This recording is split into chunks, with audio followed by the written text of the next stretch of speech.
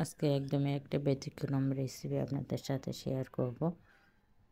এখানে আমি কাঁঠালের বিচি আর কলিজার সংমিশ্রণে একটি ভর্তা তৈরি করেছি।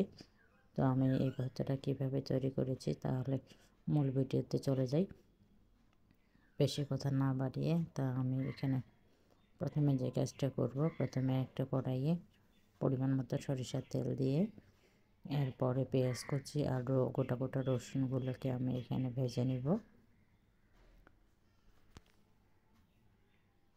তো এই ভর্তাটাতে আমার এখানে বেশি পরিমাণে পেঁয়াজ লাগবে, আর পেঁয়াজটা ব্রাউন কালার করে ভেজে নিব। তো এই তো আমার এখানে পেঁয়াজ বেরেস্তাগুলো ভাজা হয়ে গেছে। তো এখন এই পেঁয়াজ বেরেস্তাগুলোকে আমি তুলে এক সাইডে রেখে দেব।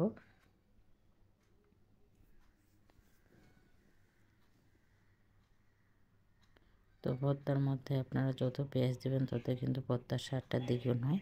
তো এরপরে যেটা দেব, আমি কাঁঠালের বিচিগুলোর খোসাগুলো আমি ছাড়িয়ে নিয়েছি, নিয়ে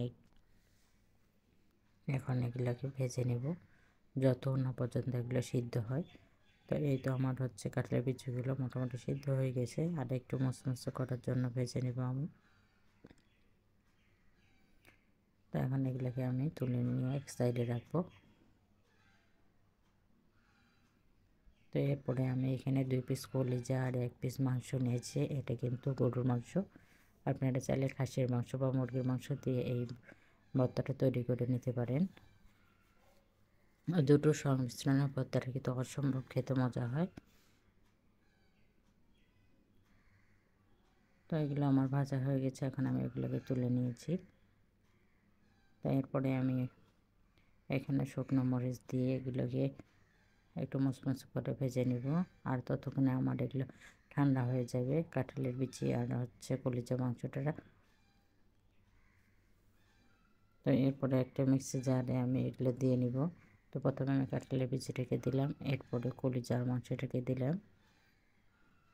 তো এরপরে এখানে আমি পেঁয়াজ বেরেস্তা আর গোটা রসুনগুলোকে দিয়ে দিব, দিয়ে মরিচগুলোকে দিয়ে দিব। আর যেহেতু প্রচণ্ড গরম, এগুলো হাতে মাখানো সম্ভব না, তো এর মধ্যে স্বাদ মতো লবণ দিয়ে দিলাম,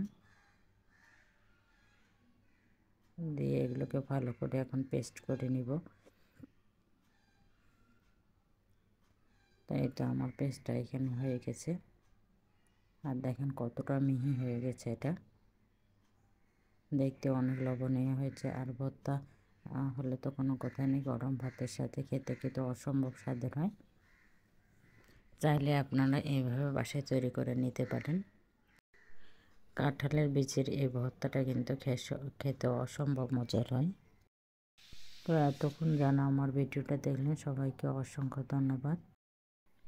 আর আমার রেসিপিটা কেমন লাগলো অবশ্যই জানাবেন, আর আমার ছোট্ট চ্যানেলটি সাবস্ক্রাইব করার অনুরোধ রইল। সবাই ভালো থাকবেন, সুস্থ থাকবেন। আল্লাহ হাফেজ।